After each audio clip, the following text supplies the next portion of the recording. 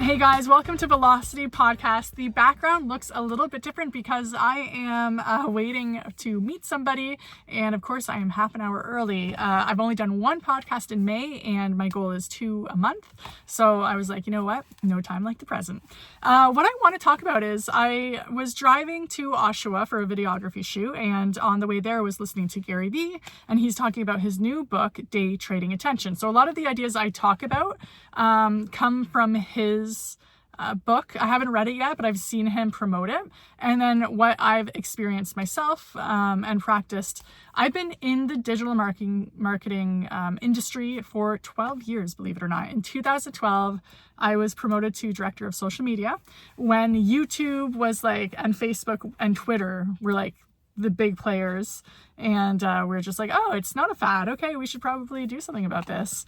So I've been in it for a long time. There's been a lot of evolution when it comes to social media marketing. Now, of course, if you know anything about marketers, you know they ruin everything. So what started as a nice social platform, we quickly took over and we're like, we could make money from this. And that is what we have done.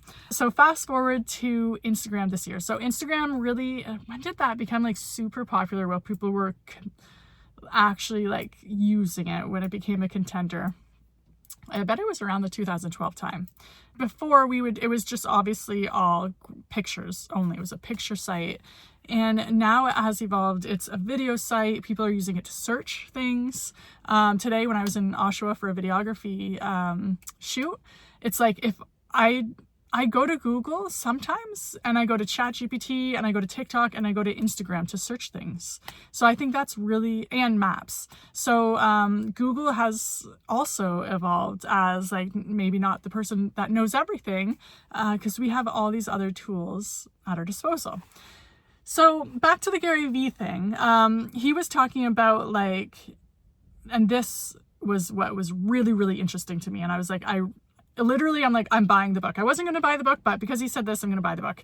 What is fascinating to me is he put into words what I have felt for a long time. Basically, he said, when it comes to social media, your brand guidelines need to be thrown out the window. Now, of course, he put it so eloquently, like it comes down from corporate America, and it's like this idea like, hey, we did commercials like this, so therefore we need to advertise on social platforms like this, and it's literally a top-down thing. In my experience, what I do for myself on Instagram, what I do for my clients on Instagram, I sometimes will stick to the brand colors. I sometimes stick to the fonts and the guidelines, but I rarely do. So if you take a look at my social media accounts, you're going to see different colors. You're going to see sometimes my logos on things. Most often it isn't. You're going to see different fonts. You're going to see a whole bunch of different things. What I have figured out over the years, and I really watch my own scrolling behaviors. I watch my kids' scrolling behaviors. They're obviously like a lot younger than me, of course. And I don't know why. I find it really interesting to watch people consume things, whether it's commercials. Sometimes I sit at a traffic light and I look at people and watch them look at the billboard. So if you're feeling eyes on you, it probably is me being like, are they watching it? Or are they on their phone? Anyway, so what I'm saying is it's so interesting because on one side of things, we have marketers who are like, hey, stick to the brand color. And I know it and I hear it, like branding guidelines are everything. Font is everything. Color is everything. But when I scroll social media, when I am like, oh, why did I stop on that picture? Why did I stop on this video? I ask myself these questions. Sometimes I literally ask people around me like, hey, why did you stop on that video? Which is probably really annoying and probably not even socially appropriate, but I do. And here's the thing. It's not because it like matches up with anybody's brand guidelines. It's because it suits their needs at the time, because they're in, say, the Instagram platform. They're in that like, what's the word? Not economy. They're in that bubble basically. And we are on Instagram and we expect people to deliver a certain way on Instagram. I expect people to deliver content a certain way when I'm on LinkedIn. I'm expecting like more professionalism. I'm expecting longer stories, essentially, like a little more storytelling, a little more business, and when I'm on Twitter, I'm expecting more politics maybe. I'm expecting like quick tweets. I'm expecting maybe threads. whatever, every single platform has us expecting content to be delivered to us a certain way. Now, when we keep our brand colors and when we make everything really, really organized and visually pleasing, I will say for sure, like I've been on accounts when I'm scrolling, and when I look at the feed, I'm like, wow, that's so pretty. Immediately, I'm like, that's so pretty. Like, I love when people take time, and I will never do this. I love when people take time to do, like, say, one black post and then a white post and then a black post and then a white post. So it looks like this little checkerboard grid. When I open it, I'm like, oh, cool. But when I scroll, nothing stands out. Nothing makes me want to click anything, because at the end of the day, it ends up looking all the same. And I don't know if curated everything is the way to go when it comes to social media. When it comes to commercials, 100% you need your like brand guidelines totally like accounted for, and like everyone's obeying them. When you're doing packaging, 100% brand colors, fonts, all that branding has to be like perfect. When it comes to social, you're just talking to regular people, and every single post is an ad. Whether you are promoting your business like, hey, I'm Sherry Byrne, I own Purple Bean Media, you need my help, I'll take care of your social media. Or if it's just like, hey, I'm Sherry and I love the Euro Cup and I'm so excited to cheer my team on. That's also a selling post. I'm getting to know my customers. I'm connecting to my audience. But if everything was perfectly matched, perfectly color coded, perfectly matching to the brand guidelines, is it clickable? Do you stop the scroll? Now, the other thing I want to touch on is when people are on Instagram, and I'm focusing on Instagram because tomorrow I'm doing a talk on Instagram. When you're on Instagram, it's not very often you actually click through to someone's feed. So you don't see the final product of black and white, black and white, black and white. You're scrolling through the feed. Sorry. You don't click onto someone's profile. You scroll through the feed, because that's what Instagram does. And actually, Instagram showing us people do scroll through the feed. What they really view, though, the most viewed content on Instagram is stories. So people like click through all these stories, and it's nonstop. And I literally sometimes spend like 25 minutes and I'm like, oh my gosh, and that's normally what I would do. I'm doing this podcast instead. Normally I would just sit on my phone and consume content. So I'm trying to be a little more, productive. But what I'm trying to say, it's my long way of saying, it doesn't have to be perfect and it doesn't have to be beautiful. You don't know what kind of content is going to connect with the person.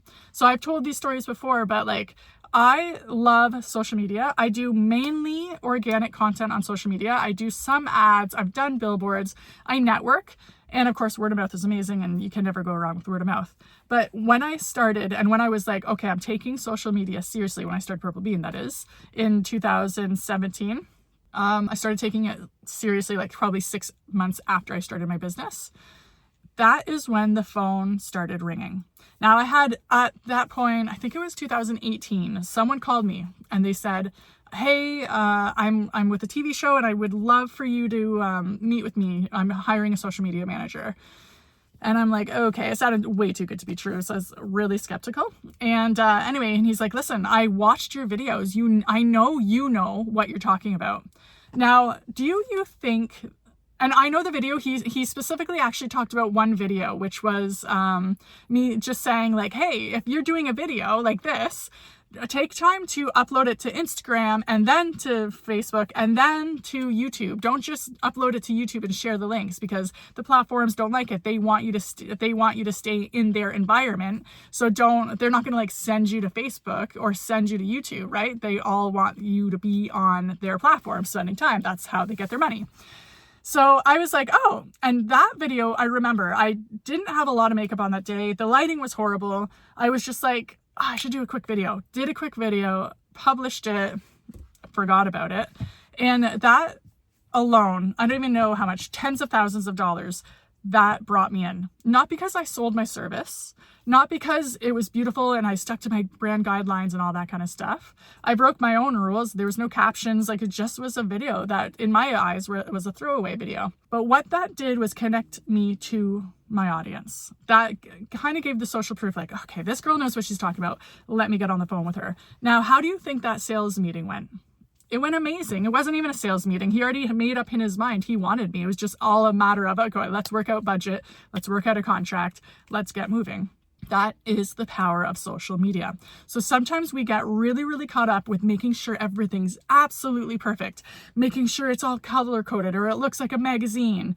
That doesn't matter. In fact, I am saying, and again, this comes from the Day Trading Attention book, Gary Vee, and I 100% agree, that is a stumbling block to your scrollers because no one cares, first of all, and it doesn't make you stop the scroll. And I always say, I literally have a t-shirt that says, you need to stop the scroll. That's the goal of social media. So when you're looking at your own Instagram, don't get all concerned. Like when you look at people's and be like, oh my gosh, I can never be patient enough to do black, white, or like a nice, beautiful grid or like a magazine format. Don't even worry about that at all. I'm telling you right now, I've made most of my money by just posting, being myself, doing videos like this. This authentic connection cannot be replicated. And although people might copy, I know I have some people in my field, of course, that like watch and maybe copy and do whatever. You can't copy authenticity. You can only be who you can be. So I think that is really fascinating. So don't get discouraged when you see people with like picture perfect grids. It doesn't necessarily help them. It might make their ego feel good because it looks beautiful, but it doesn't actually help them at the end of the day. So shifting focuses from that grid like perfection. The other thing about that is opportunity comes up. And this is why even if I wanted to have that kind of grid, I could never, because I'll be sitting in a car and be like, oh, I have an idea for a video, or I have like 30 videos in my drafts that I'm just waiting to release. Or like a few weeks ago, Instagram released a huge update and I was like, okay, I need to do a video about this update. It's really, really, it's advantageous to be flexible. And I feel like when you have those perfect grids, you're not necessarily you're not flexible because you have to stick within that guideline. So anyway, I'm going to read the Gary Vee book, that him just talking about how we consume social media and how the like big corporations and then people maybe we listen to are like, oh, you got to do this, got to do this, got to do that. It's like, no, that's the old school way of marketing. Old school way of marketing is brand guidelines, fonts, colors, doing this, doing that. No, the new way of marketing is blending into the platform so people don't even realize they're being sold to. It's kind of like, what's that marketing called when you're product placement? You're watching a movie, then all of a sudden you see like a Burger King thing in the background and you're like, oh, I could go for a Whopper, which by the way, I had one today for the first time. I don't even know if I've ever had a Whopper before. It was all right. Anyway, so it's kind of like product placement. It's just that subtle marketing because I'm not going on Instagram to be sold to, but I can be sold to because I've definitely bought things off Instagram, right? I'm almost 40 years old, a woman on Instagram. You can 100% sell to me. And in the future, I think is really interesting, just kind of along the lines of that corporate, big like identity thing. I think in the future, we will see more Logan Pauls, like he has Prime. We will see more, Kylie Jenner, she has a makeup line. Justin Bieber's wife has a makeup line. Like we're going to see all these influencers create. And I think we're going to see a pullback of like Dove or these huge, big companies that we all could talk about off the top of our heads. Because influencer marketing is becoming such a thing. You have your following, you have the built-in trust. Next thing you know, people want to buy your product. So whether you're thinking on a huge scale, like, okay, I want to go with a national like beauty line, or if you are similar to me, just I want to stay in my localish area. I want to sell my services. I want to have a nice life doing this because I love social media. You have to consider how you're coming across. And how you come across is how you would feel if you came across your content. So seriously, next time you are scrolling, to pay attention to what you are consuming, pay attention to what you're looking at. Okay, I'm going to close with the last thing that Gary Vee talked about on this podcast, and I totally forgot, but I loved the trend when it happened. Do you guys remember that guy who was skateboarding and drinking ocean spray? Ocean spray sold out nationwide. It was like all of a sudden this one video that I don't even think Ocean Spray put on. It was another guy. who just like did it for fun. That was effective marketing, and that's what we need. Now, that didn't have brand guidelines. It didn't have anything that would smell like a normal commercial. It didn't have any corporate feel to it. It connected with audiences. That's the kind of content we need on social media. Connect with the audience. Connect with who you want to sell to. If you're selling to like 25 to 35-year-old women, reflect that in your marketing. Have 8-year-old women promoting your products. If you could have like a lucky thing like Ocean Spray did where something goes viral, that's amazing. But you need to connect, you need to be authentic, and we need to let go of the rules of marketing from like, I don't know, the 80s, the 90s. Like, when did they decide everything had to be so rigid? But flexibility is key. Anyway, that's my podcast for today. I hope you enjoyed it. Different format, but hey, I guess I'm practicing what I preach. All right, contact me if you need any marketing help. If you want to be a guest on my podcast, I would love for that to happen. Feel free to DM me.